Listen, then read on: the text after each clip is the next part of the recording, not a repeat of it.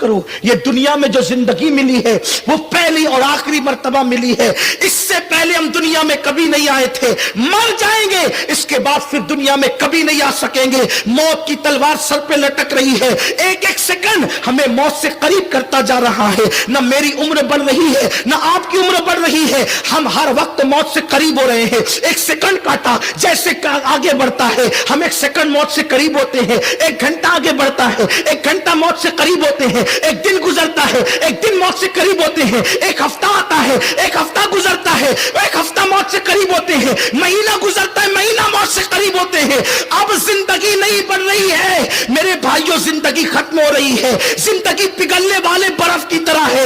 مت عیاشیوں میں جاؤ, گیم کھیلنے میں وقت برباد مت کرو. ارے جتنا ٹائم تم گیم کھیلنے میں برباد کرو گے, اگر تم اتنی دیر تک درود شریف پڑھو گے تو پتہ نہیں کتنے ہزاروں درود پڑھ لو گے. ہمارے اسلاف نے ایک ایک سیکنڈ کی قیمت جانی, ایک ایک وقت کی قیمت جانی. ایک بزرگ کا حال تو یہ تھا کہ وہ آٹے کو پانی میں ڈال کے گھول کر کے پیتے تھے. کسی نے مشورہ دیا, حضرت اگر آپ پانی کو گھول کر پینے کی بجائے, آٹے کو پانی میں گھول کر پینے کی بجائے اگر روٹی ڈالو گے اور روٹی پکا کر کے کھاؤ گے تو بہت لذت آئے گی, پیٹ کے لیے بھی مفید ہوگا. بزرگ نے فرمایا جتنی دیر تک آٹا گونوں گا, روٹی پکاؤں گا, کھاؤں گا, اتنا وقت بچا کر پتا نہیں اتنے وقت میں کتنی رکعت نفل پڑھ کے اللہ کو راضی کر لوں گا. میرے پاس ٹائم نہیں ہے, میرے پاس وقت نہیں ہے. میرے پیارے آقا علیہ السلام کے دیوانوں, ہم اتنے متقی تو نہیں ہو سکتے, اللہ کرے کوئی اتنا متقی بھی ہو, لیکن کم سے کم اتنا تو کر سکتے ہو جو وقت تم نے موبائل پر دے رکھا ہے, جو وقت تم نے فیس بک پہ دے رکھا ہے,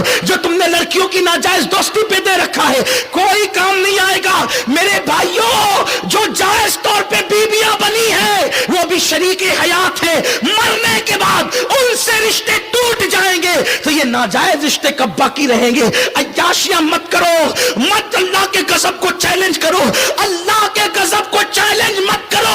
دولت کی بنیاد پر عیاشی مت کرو, جوانی کی طاقت کی بنیاد پر عیاشی مت کرو. جو اللہ طاقت اور قوت دینا جانتا ہے وہ اللہ طاقت و قوت چھیننا بھی جانتا ہے. اگر تم نے اس کی دی ہوئی دولت کا مس یوز کیا, اللہ تم سے چھین لے گا. کہاں ہے نمرود, کہاں ہے فرعون؟ اپنی دولت پہ غرور کر کے اللہ کے غضب کو انہوں نے چیلنج کیا تھا. فرعون کو آج تک قبر بھی میسر نہیں ہے, اس کا جسم ایک میوزیم کے اندر ننگا پڑا ہوا ہے. تمہیں دعوت عبرت دے رہا ہے. یہ مت سوچنا کہ اللہ تمہیں جوانی دے کر, طاقت دے کر, قوت دے کر, دولت دے کر کے بھول گیا. میرا اللہ بھولنے سے پاک ہے, وہ کسی کو نہیں بھولتا.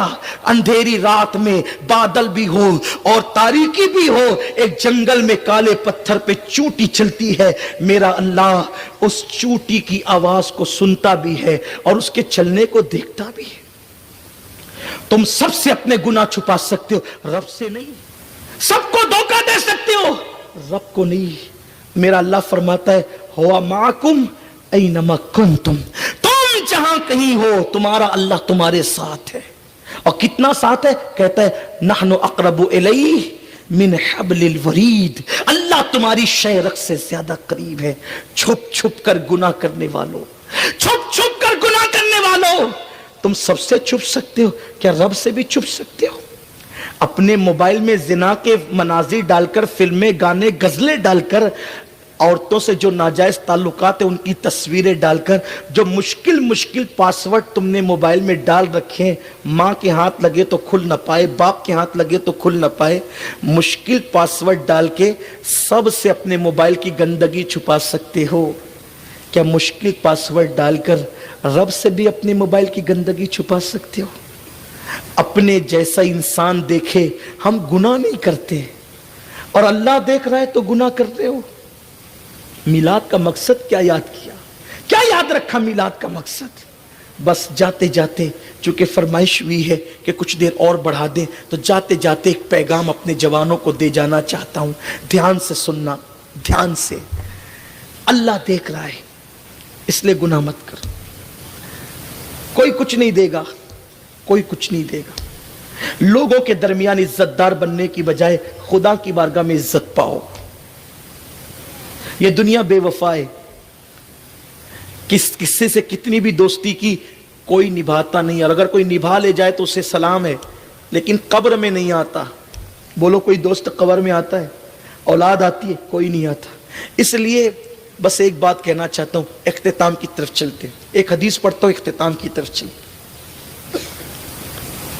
حدیث پاک کا مفہوم اپنے الفاظ کے جامع میں پڑھنے لگا ہوں.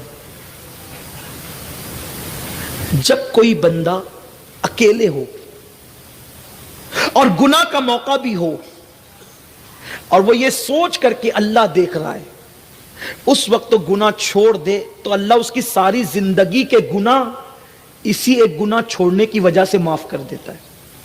ساری زندگی کے گناہ, ساری زندگی کے گناہ. کس وجہ سے؟ کہ زندگی میں کبھی یہ سوچا کہ اللہ دیکھ رہا ہے, گناہ کر سکتا ہے, اللہ دیکھ رہا ہے. اکیلے میں گناہ کا موقع ہے, گناہ کرتا نہیں, چھوڑ دیتا ہے.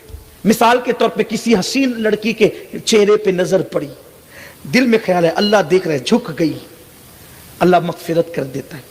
بلکہ یہاں تک آقا کی حدیث ہے کہ 300 جنتی حوروں کے ساتھ اسی وقت اللہ اس کا نکاح کر دیتا ہے. دنیا کی نعمتیں چند دن کی ہے, بہت دن نہیں ہے. مولا کائنات نے کہا تھا کہ جس کے حرام میں عذاب ہو اور جس کے حلال میں حساب ہو, اس دنیا کی نعمتوں کو لے کے میں کروں گا کیا؟ حلال ہے تو حساب دینا پڑے گا اور حرام ہے تو عذاب ہی عذاب ہے. جو حدیث پڑھنے لگا تھا وہ ابن الجوزی نے اپنی کتاب میں لکھا ہے, اس کو اس کا مفہوم پڑھنے لگا ہوں. اور سیدنا عبداللہ ابن عمر اس کے راوی ہیں. ابن عمر چھوٹی عمر کے صحابی ہیں. عبداللہ ابن عمر کہتے ہیں کہ حضور کو یہ واقعہ اتنا پسند تھا کہ میں نے کم و بیش 7 مرتبہ حضور سے یہ واقعہ سنا ہے. تو جو بڑی عمر کے لوگ ہوں گے انہوں نے کتنی مرتبہ سنا ہوگا.